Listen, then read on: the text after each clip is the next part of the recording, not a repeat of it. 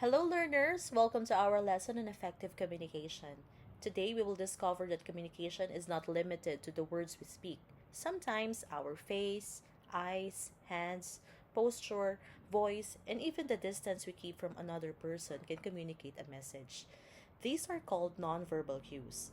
As we go through the lesson, think about this question: how can I communicate even without saying a word?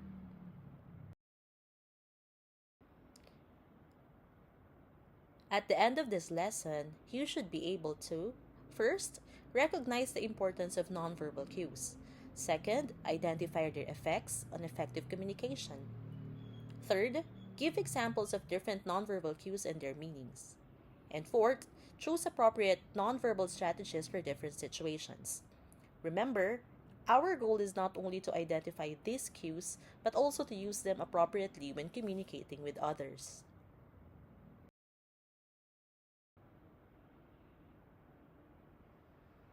Before we begin, let's check what you already know. Read each question and choose your answer before I reveal it. Number 1. A student avoids eye contact while reciting. What might this suggest? The answer is nervousness. Number 2. Which nonverbal cue refers to the use of space?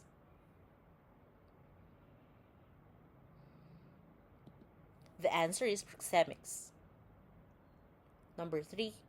Speaking very loudly during a conversation may communicate what?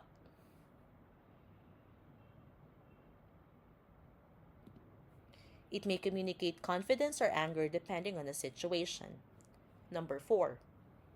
What nonverbal cue involves touch? The answer is haptics. Keep these terms in mind because we will discuss them further.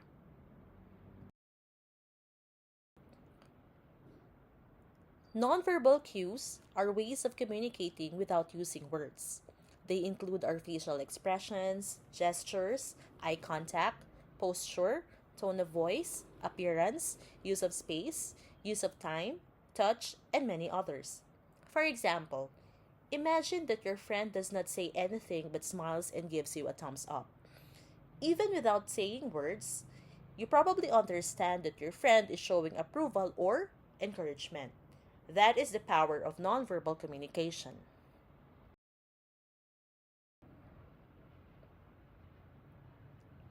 Why nonverbal cues are important?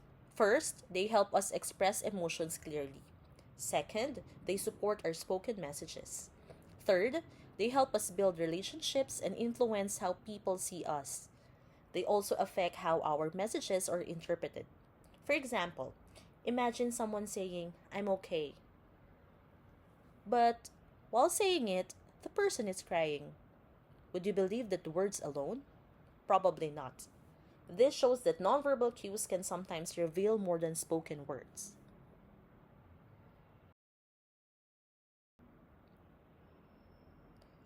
There are several types of nonverbal communication that we will study.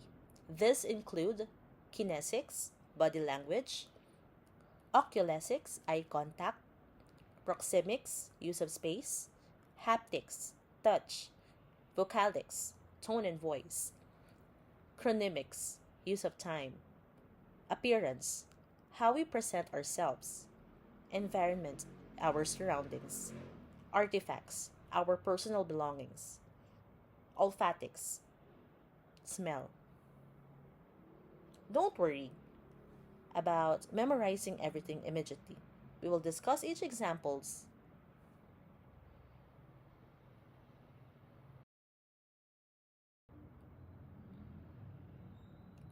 Let's begin with kinesics. Kinesics refers to our body movements, including posture, gestures, facial expressions, and even the way we walk. For example, nodding can mean agreement. Rolling our eyes may communicate annoyance. Slouching may suggest boredom. Crossing your arms may sometimes be interpreted as defensiveness or discomfort. However, always remember that context matters. Someone might cross their arms simply because they are cold, so we should avoid judging people because on only one gesture.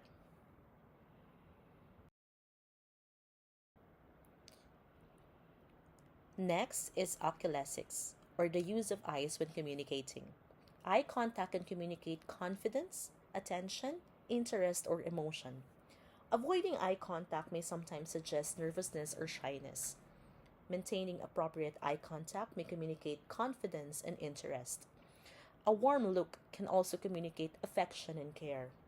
However, eye contact should always be understood within the person's culture and situation because expectations about eye contact may differ.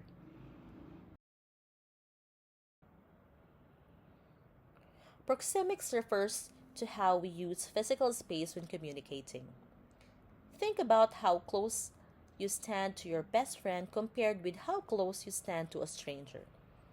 A close distance may communicate friendship or closeness. Moving away from someone might communicate discomfort. These are also different zones of space: intimate, personal, social, and public space. For example, inside a crowded jeepney, maintaining personal space can be difficult. Because of this, we adjust our behavior depending on the situation.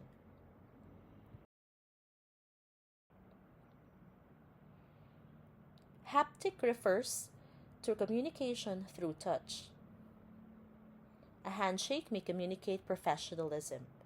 A pat on the back may communicate encouragement. A hug may communicate affection or comfort. However, touch must always be respectful, appropriate, and sensitive to another person's personal boundaries.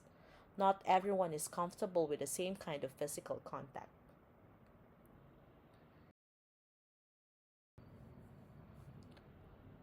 Another important nonverbal cue is vocalics, also called as paralanguage. This refers not to the words themselves, but to how we say them. It includes our tone, pitch, volume, articulation, and speaking rate. For example, speaking softly may sometimes suggest shyness. Talking very quickly may suggest nervousness. Speaking loudly may communicate confidence, excitement, or anger, depending on the context. Try saying, "Galit ka ba?" You can say those same words in a concerned, joking, or angry tone. The words remain the same, but the meaning can change because of the voice.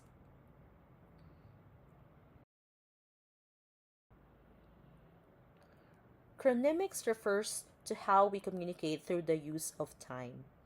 Being punctual can communicate respect and responsibility. Being repeatedly late may create a negative impression. Interrupting someone may also communicate impatience or disrespect. Even the timing of a message can communicate meaning. For example, receiving an unexpected call very late at night might make you think that something urgent happened. So, time itself can communicate a message. Our appearance can also communicate information. This includes our clothing, hairstyle, grooming, and accessories. For example, wearing a school uniform may communicate belonging to a particular school. Formal attire may communicate professionalism. Proper grooming may help create a positive impression. However, remember that we should not judge a person's character or ability based only on appearance. Appearance communicates an impression, but it does not tell us everything about a person.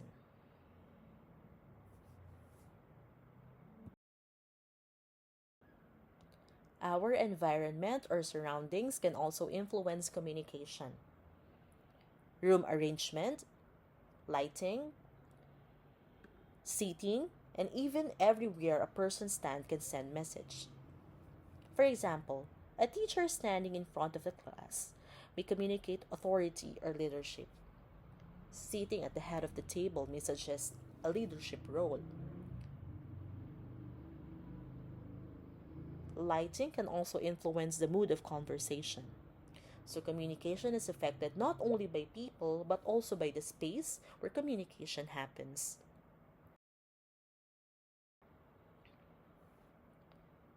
Artifacts are personal belongings that may communicate information about us.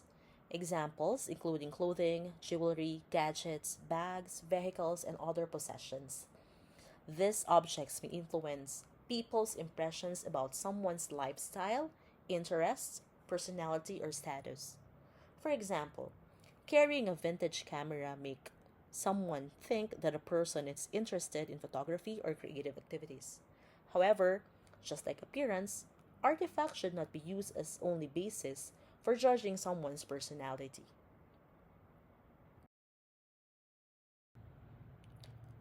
Olfactics refers to communication through smell. A pleasant scent can create a positive impression. An unpleasant odor may cause discomfort. Smell can also trigger memories and emotions. For example, a familiar perfume might remind you of a particular person or experience. This shows that even our sense of smell can influence communication. Synchrony happens when people's nonverbal behaviors work together or become similar during communication. For example, when your friend is sharing something serious, you may naturally change your facial expression and tone to match the situation. When everyone is cheering during a sports event, people may clap and shout together. Synchrony can show that people are connected and responding to one another. Nonverbal communication can have powerful effects. When used appropriately, it can build trust, improve relationships, clarify spoken messages, and influence people's emotions and reactions. However, nonverbal cues can also create misunderstandings. For example, someone with crossed arms may appear defensive even though the person is simply cold. This is why we should consider the situation, context, and other cues before interpreting someone's behavior.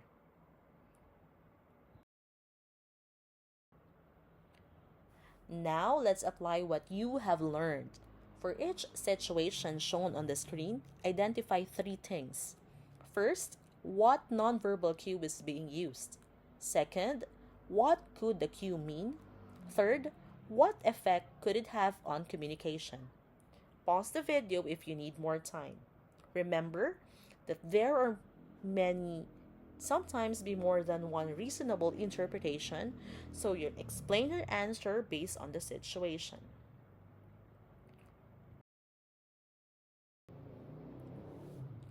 Before we end, reflect on what you have learned. Complete these statements. I realize that communication is not only about words because, and one nonverbal habit I should improve is think about your own communication habits. Do you maintain appropriate eye contact? Do you listen without interrupting? Is your tone respectful? Are your gestures appropriate? Effective communication begins with becoming aware of your behavior. To summarize our lesson, communication is more than the words we speak. Our facial expressions, gestures, eye contact, posture, voice, personal space, appearance, time, surroundings, belongings, and even smell can communicate meaning. The key is to use these nonverbal strategies appropriately, respectfully, and according to the situation. Always remember, sometimes the most powerful messages are communicated without words. Thank you for participating in today's lesson.